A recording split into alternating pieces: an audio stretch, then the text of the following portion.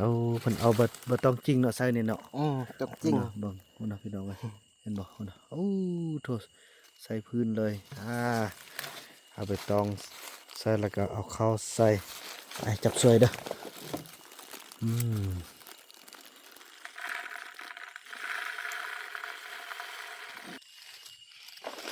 กรึบเต็มแล้วนั่นเรียบร้อยแล้วเนาะเงินก็มีแต่ล่ามโอ้โถพี่น้องถ้าแซ่บขนาดพุ่นน่ะโอ้โถอ่อนพุ่นลำบักใหญ่พี่น้องเอ้ย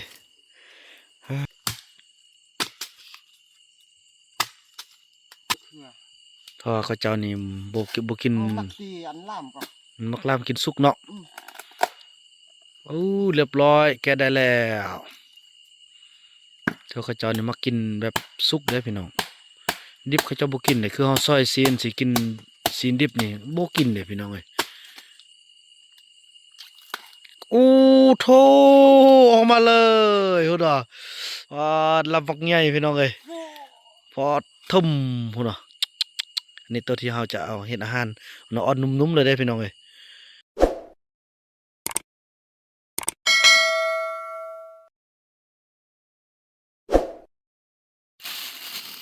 สบายดีท่านผู้ชมเนาะสบายดีภาพบรรยากาศในยามแลงพี่น้องเอ้ยกับการใช้ชีวิตอยู่นำเผาต้องเหลืองเนาะหรือว่าคนป่านั่นเองพี่น้องก็ถือว่าบ่าวคูนเพิ่นกำลังมาเข้าให้ทุกคนได้เบิ่งนำกันนี่พี่น้องเนาะเอาเพิ่นเอาบ่ต้องจริงเนาะใส่นี่เนาะต้องจริงเบิ่งพุ่นน่ะพี่น้องเอ้ยเห็นบ่พุ่นน่ะโอ้โถใส่พื้นเลยเอาใบตองใส่แล้วก็เอาข้าวใส่ไปจับสวยเด้ออืม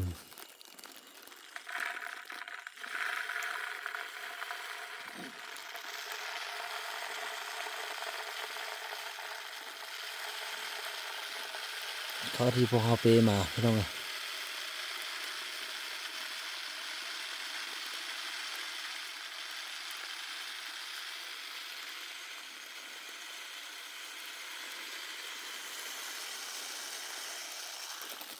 โอเคนั่นเต็มแล้วให้คูณเขา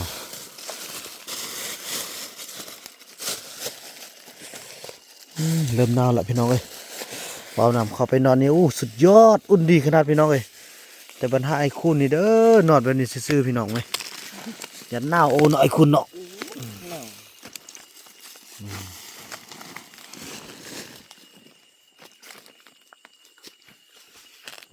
เอานำมาใส่กันบ่บัดนี้โอ้นำเนาะเอามาแล้วป้าเท่าพี่น้องกันเกี่ยมนำเกี่ยมในมาเมื่อมันขนาดพี่น้องบ่คุณคุณนะเอานำใส่บาทนี่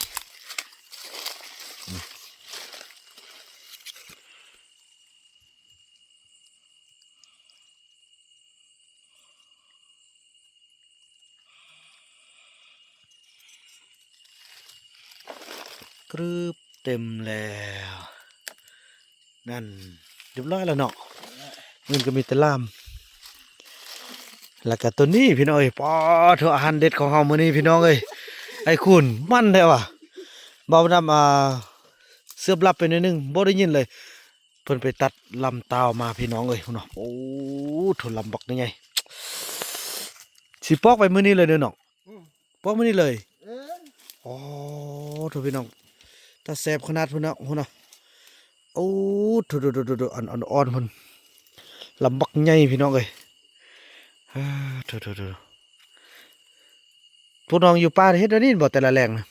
ตะแรงเด้อน้องก็เฮ็ดแบบอันนี้โอ้มันเนาะสุดยอดมักยองก็พี่น้องเอ้ยนี่ปะเลยสิเขานะเบิ่งนั่นเนาะอิงมาเห็นกระตียันล่มก่อนน้องจะลมนะเบิ่งให้แสดงน้องกะว่าแบบใดสิบ่ลมนะมอบให้น้องเลยซะนะ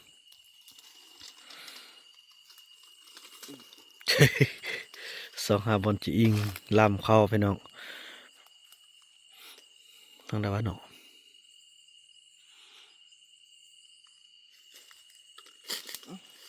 ปะไว้นี่เนาะอืม นี่เคบาทนี่อันนี้เป็นข้าวเย็นเฮาเกี่ยมไว้อุ่นมื้ออื่นแล้วกันมันกินตอนเช้ามันหมดว้าเถอะคุณพี่น้องลำเต่าเด้อคุณน่ะ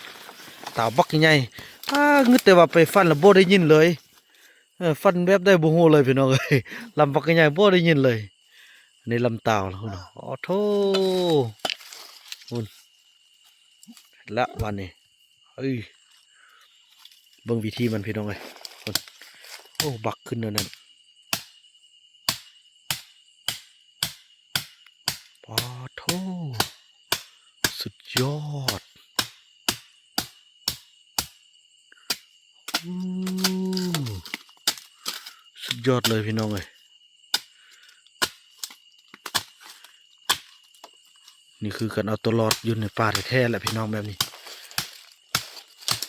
อืม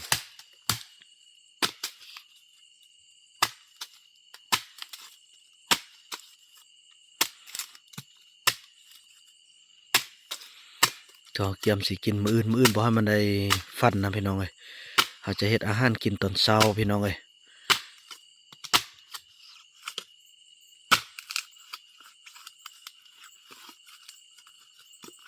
เนาะ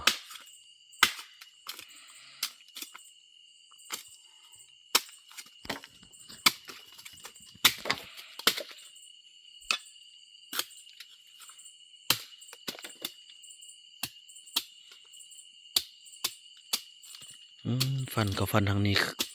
ฟันทางกกขึ้นปลายเลยพี่น้องเอ้ยนี่กันเอาฮอดออนเขากับฟันค่อยๆพี่น้อง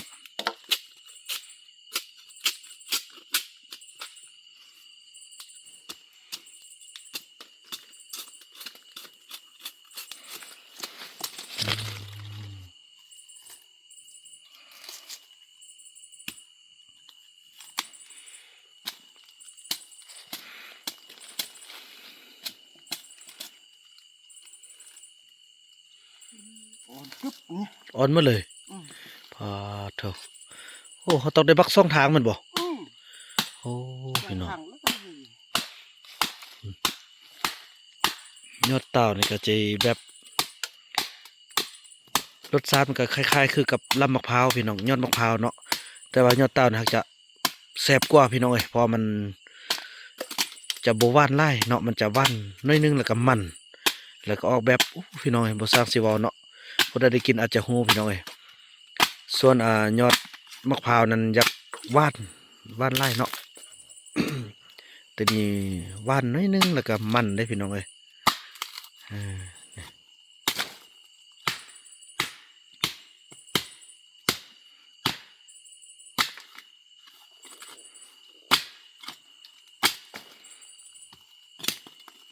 นี่แหละแต่กี้พวกน้องอยู่นั่นพวกน้องกินแบบนี้เลยบ่อยากเข้านะ ที่เนี่ยน้องก็กินแบบอันนี้ตลอด โอ้กินดิบเลยเนี่ยบ่ลาม ล่ามเอาอืมอ่าอ่าอ่าเดี๋ยวนี้มีข้าวมีน้ำกินแล้วไปน้องเอ้ยขอบคุณขอบใจทุกท่านเนาะที่เมตตาจนเฮ็ดให้เขาเจ้าฮู้จักกินข้าวกินน้ำเมื่อก่อนอันนี้เด้พี่น้องกินแบบนี้นี่แหละพี่น้องต่างข้าวต่างน้ำนะ หาบเข้า เดี๋ยวไปรับก่อนเนาะรับกัน ฮอดห้วยเอาไปรับก่อน อืหาบเข้า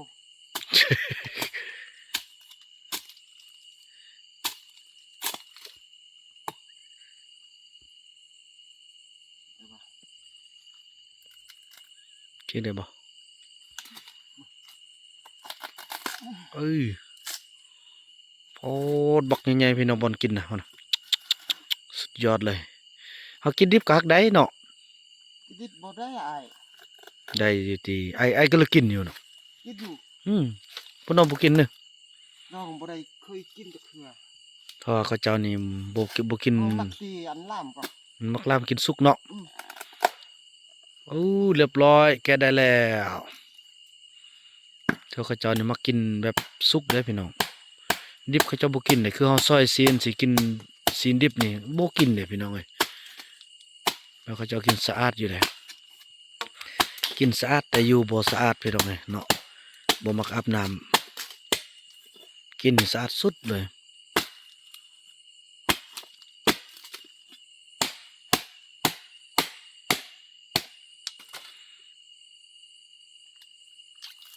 อู้โถออกมาเลยพุ่นอ่ะลำบักใหญ่พี่น้องเอ้ยพอทุ่มพุ่นอ่ะอันนี้ตัวที่เราจะเอาเฮ็ดอาหารเนาะอ่อนนุ่มๆเลยได้พี่น้องเอ้ยโถอันนี้ทิมเนาะอืมสำเร็จพี่น้องเทื่อมื้อนี่ก็มีแต่แกงเนาะ มื้ออื่นน่ะแกงน่ะไอ้อ้อน นี่พี่น้องเอ้ยกินได้ก็หน่อยอืมว่านพี่น้อยนี่นะครับน้องซิมผมไหมซิมไหมบุกเคยซิมจ้ะค่ะ บ่ได้สิจักเท่าดอกไอ้ ซิมไหมน้องซิมไหมเนี่ยตัดเอาบนอ่อนเนี่ยกินอันนี้ก็ได้ เอาบนอ่อนหุ่นแสบดิซิมไหมโอ้น้องบุกเคยกินดิบจ้ะค่ะ อืมกินนี่ก็แซ่บเนาะ กระแสบผม มันกระว่านอยู่กันเนาะ ก็หวาน เขาจะบุกเคยกินจ้ะค่ะครั้งแรกมันบอกที่ทำอิฐมันบอกที่กินดิบนะ พี่อิดเนี่ยน้องไปกินแต่ดิ ลองก่อน อ๋อ น้องก็ตัดเธอ เสื้อดับบัง เนาะนะพี่น้องเอ้ยไปกินมื้ออื่นสุดยอดเลยพูดเนาะสิกินหมดบ่สองไอ้น้องกันนะเฮ้อสองคนสิกินหมดบ่ไอ้คุณ กว่าใหญ่แล้วอ่ะพี่น้องเอ้ยพอแซ่บเด้พี่น้องเนาะอยากให้ทุกคนได้มาซิมเด้นี่มาซิมมันให้รสชาติมันสุดยอดอันนี้มันข้นยังวะเปลือกใหม่สิเนาะเปลือกข้นมันอันนั้นเนาะพี่น้องเอ้ยเนื้อมันผู้ใดได้กินจะฮู้รสชาติของมันเนาะนะถูคล้ายๆคือกับอันยอนมะพร้าวนั่นแหละพี่น้องเอ้ยแต่ว่าก็จะแซ่บกว่าเนาะจะแซ่บกว่าบัดนี้ดังไฟเด้บัดนี้เนาะดังไฟนอนฟิงนอนเธอเนี่ยเจ้าบ่ให้คาดเลยเด้พี่น้องเอ้ยบ่ให้คาดไฟบ่ให้คาดเลยโอ้ยก็มืดกระดอก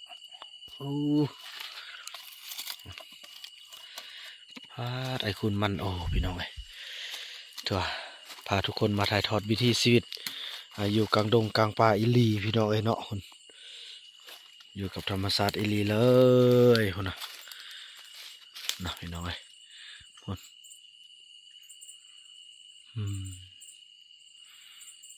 ก็สิมาฮอดพี่น้องอีลักอีเรือยกแข้งยกขาเกือบบุขึ้นขาปั่นเบิดเลยเครื่องตากนี้นอนนี้ดีแต่แม่ตุยเนาะเอาเครื่องนี้ให้บ่าวบุญนำเป็นทางผ้าห่มเป็นทางผ้าเสื้อเลยพี่น้องเลยสุดยอดเนี่ยไอ้คู่นี่เด้อสินาว แล้วก็ปิ้งไฟ ฟิงไฟเนี่ยน้ำเพิ่นกับไว้ทางนั้นพุ่น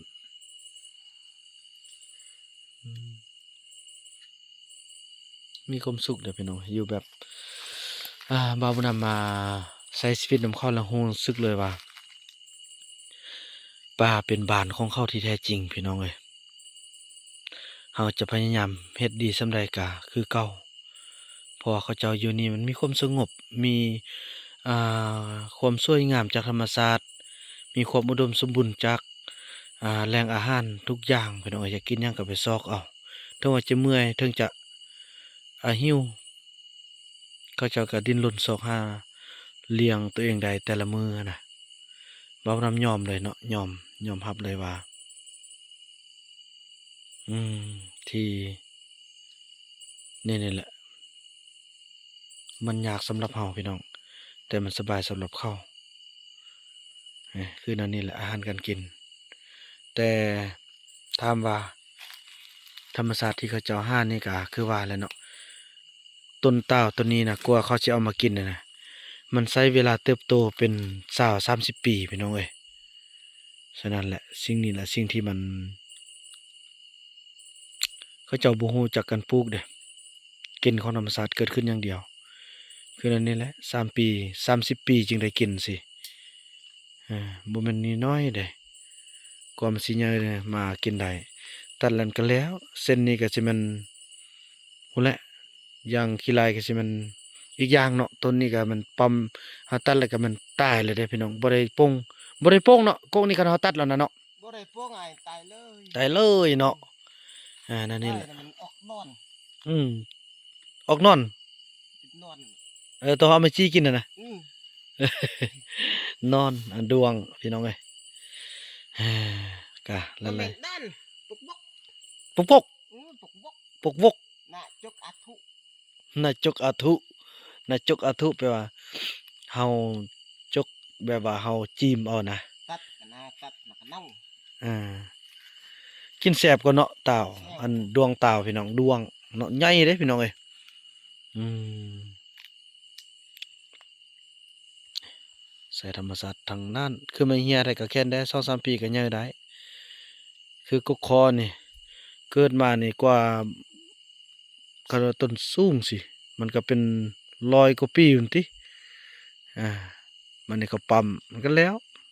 กกคอคือกันแบบปั๊มแล้วบ่แตกได้เนาะ มาข้อคือการไหนอะปั๊มนี่ก็บ่แตกเลย ตายเลยเนาะ ตาย แล้วก็บ่มีดวงตินั่น คือมีคือกัน นี่กันนี่ อืม โอ้โอ้โอ้โอ้อะถือว่านั้นล่ะพี่น้องเอ้ยถือว่าค่ำคืนนี้ภาพบรรยากาศนี้บ่าวนำจะขออนุญาตจบคลิปกันเพียงส่ำนี้ก่อนพี่น้องเอ้ยแล้วก็ว่ากันใหม่ในคลิปต่อไป มื้ออื่นนี่กินนี่แล้วไปฮอดกันพ่อแม่เราอันรับพาดีๆแล้วก็อายอยากเคยเห็นตัดเตานะ อืม น้องก็จะตัด จัดให้เบิ่งเนาะ ตัดมันเดียวก็แล้ว น่ะ เด้อ เท่านี้ก็ตัดไว้ดิ เด้อ ตั เนี่ ด ย กับแลกมาเลย ไอ้นำบ่ได้ยินเลย ไอ้คุณตัดน่ะบ่ได้ยินเลยนะ มันนุ่มอายไปแปะอันขึ้นมาซัง โอ้น่ะตัดแล้วก็แบกขึ้นมาบ่นึงกรุบปึงปอบักใหญ่พี่น้องเอ้ย จังซันเนาะพี่น้องเอ้ยคลิปนี้บ่าวบุญนำขออนุญาตจบคลิปกับซ้ำนี้ก่อนแล้วก็ว่ากันใหม่ในคลิปต่อไปคลิปนี้บ่าวบุญนำขอกล่าวคำว่า